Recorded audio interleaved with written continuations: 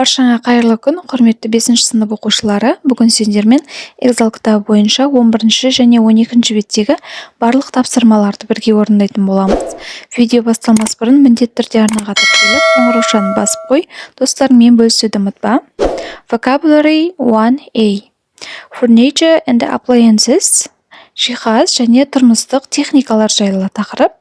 Exercise 5. 5 жаттығу. Look at the picture. Суретке қараймыз. Listen and repeat. What are these words in your language? Тыңда және қайтала. Суретте көрсетілген сөздер сенің тілінде қалай айтылады? Poster, постер. Pillows, жастықтар. Wardrobe, киім ілетін шкаф. Bookcase, кітап қоятын сөре. Desk, парта. Bathroom, жуынатын бөлмеде. Bath, жуынатын ванна. Mirror, айна. Kitchen, асхана. Sink, раковина немесе су ағызатын жер. Cooker, пеш. Fridge, холодильник немесе тоңазытқыш. Painting, сурет. Table, үстел. Chair, орындық. Carpet, кілем, төсеніш. Sofa, диван. Curtains, перделер. Cushions, жастықтар, жастықшалар кішкентай. Armchair, кресло. Stairs, баспалдақ.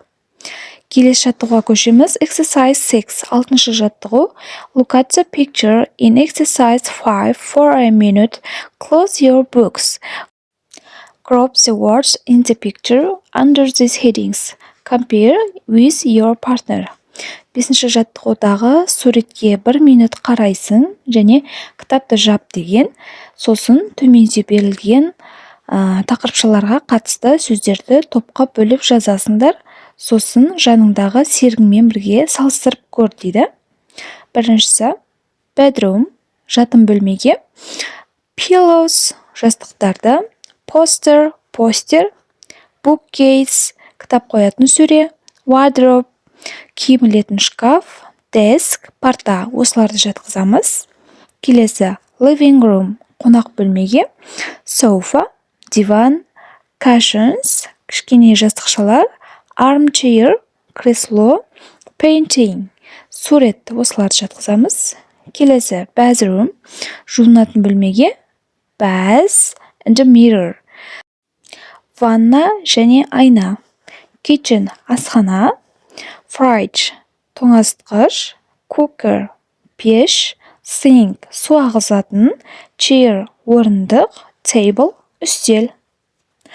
Келесі speaking, айтылым бойынша тапсырмалар. Exercise 7, 7 жаттығу.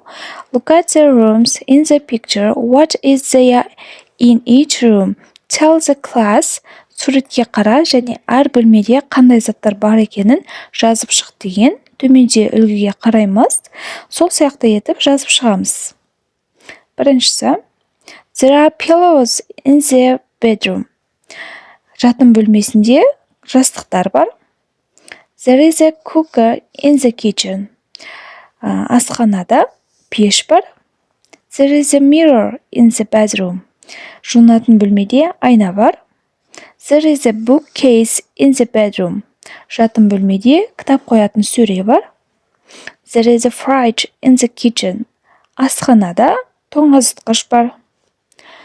Енді келесі жаттығуға көшеміз. Writing, жазылым бойынша. Exercise 8, 8 жаттығу. Draw your ideal bedroom in 3 minutes. Write a few sentences about it. Compare your room with your partner's. What is similar, different? Tell the class. Өзіңнің идеяңдағы жатын бөлмені суретте деген 3 минут ішінде бірнеше сөйлемдер жаз және қасыңдағы серігіңмен бірге салыстыр. Қандай ұқсастық бар немесе қандай ерекшелік бар екенін сыныпқа айт деген. My ideal bedroom has got a bed, desk, beautiful curtains, and a big mirror. There is wardrobe in my bedroom. My bedroom is cool. Менің идеямдағы жатын бөлмемде жатын орны және парта, әдемі перделер және үлкен айна бар. Жатын бөлмемде киім ілгіш шкаф бар және менің жатын бөлмем күшті. Келесі 12-ші бет. Use of English 1B. There is, there. There is, there тақырыптары бойынша берілген тапсырмалар. Exercise 1. Бірінші жаттығу. Read the examples and complete the rules in your notebook. Ережені оқы және ережені толықтырып, дәптеріңе жаз деген. Affirmative. Болымды түрінде. Жекеше түрмен айтқан кезде. There is a living room. Бұл қонақ бөлмесі. Болымды түрі. Negative. Болымсыз түрінде. There isn't a garden. Бұл бақша емес. Interrogative. Сұраулы түрінде. Is there алдына өтіп кетеді. Сондықтан is there a kitchen downstairs? Баспалдақтан төмен түскенде асхана бар ма? Short answers. Қысқа жауаптарымыз. Yes, there is. Егер жоқ дейтін болсақ, no, there isn't деп жауап береміз. Енді көпше түрінде, болымды түрінде, there are 2 bedrooms upstairs. Мұнда 2 жатын бөлмесі бар, баспалдақтан жоғары шыққанда. Болымсыз түрінде, there aren't any windows. Мұнда терезелер жоқ. Сұраулы түрінде, are there flowers in the garden? Бақшада гүлдер бар ма? Yes, there are. Жоқ деп айтатын болсақ, no, there aren't. We use there is in the singular. Біз there is'ді жекеше түрде қолданамыз. We use there are in the plural. Біз there are'ны екі немесе одан көп болған заттарда көпше түрде қолданамыз. We use is there, are there in questions. Біз is there, are there деп сұрақ қойған кезде осы сөзбен бастап қоямыз. Екінші жаттығу. Exercise 2. Look at the picture. Complete the gaps in the sentences with the correct form of there is, there are. Төмендегі суретке қараймыз және сөйлемдерді there is немесе there are дұрыс формасында қойып толтырып шығамыз. Біріншісі. Is there a bookcase in the living room? Қонақ бөлмесінде кітап қоятын сөре бар ма? Yes, there is. Екіншісі. Are there any books in the bookcase? Кітап қоятын сөреде кітаптар бар ма? Yes, there are. Үшіншісі. Are there any cushions on the sofa? Диванның үстінде жастықшалар бар ма? Yes, there are. Иә, бар. Төртіншісі. Is there a carpet on the floor? Еденнің үстінде кілемше бар ма? No, there isn't. Жоқ, мұнда жоқ. Бесіншісі. Are there any curtains in front of the windows? Терезелердің алдында перделер бар ма? No, there aren't. Жоқ, мұнда жоқ. Алтыншысы. Are there any chairs in the living room? Қонақ бөлмесінде орындықтар бар ма? No, there aren't. Жоқ, мұнда жоқ.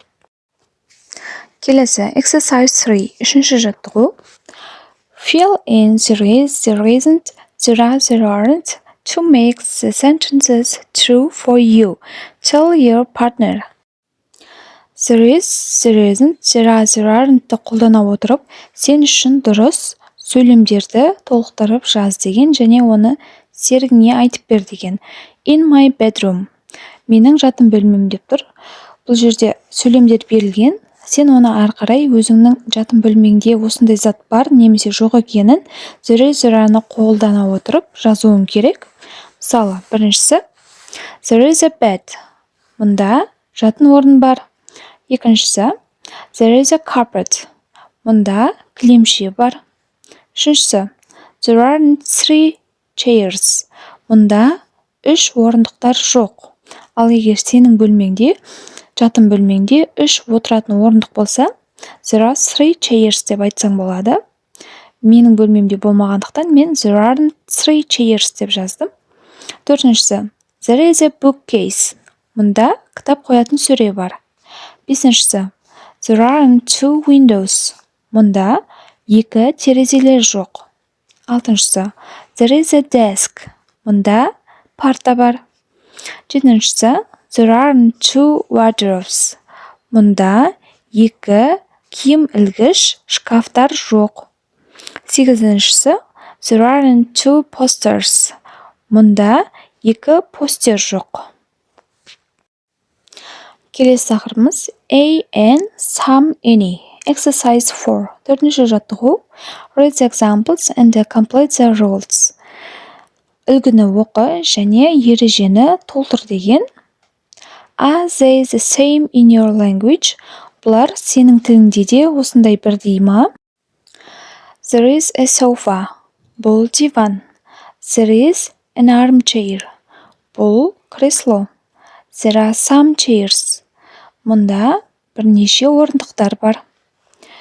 There aren't any paintings. Мұнда суреттер жоқ. Are there any posters? Мұнда постер бар ма? We use a, and, some in affirmative sentences. Біз a, and, some сөздерін болымды сөйлемдерде қолданамыз. We use any in negative sentences. Біз any'ді болымсыз сөйлемдерде қолданамыз. We use any in questions. Біз сұраулы сөйлемдерде any'ді қолданамыз. Енді 5-ші жаттығуға көшейік. Exercise 5. Fill in some or any. Төмендегі сөйлемдерді some немесе any'ді қолданып толтыруымыз керек. Біріншісі, are there any chairs in the kitchen? Асханада орындықтар бар ма? Екіншісі, have you got any books in the bookcase? Сенің кітап қоятын сөреңде кітаптар бар ма? Үшіншісі, there aren't any posters on the wall. Мұнда қабырғада постерлер жоқ. Төртіншісі, there are some cushions on the sofa. Мұнда диванның үстінде бірнеше жастықшалар бар. Бесіншісі, there are some flowers in the vase. Мұнда вазаның ішінде бірнеше гүлдер бар. Міне бұл 5-ші жаттығуымыздың толықтырушы жауаптары. Сонымен оқушылар, бүгін сендермен 11-ші және 12-ші беттегі барлық тапсырмаларды бірге орындадық. Егер сабақ түсінікті болса, міндетті түрде арнаға тіркеліп, қоңыраушаны басып қой. Достарыңмен бөлісуді ұмытпа, алда көптеген сабақтар салынатын болады. Келесі кездескенше.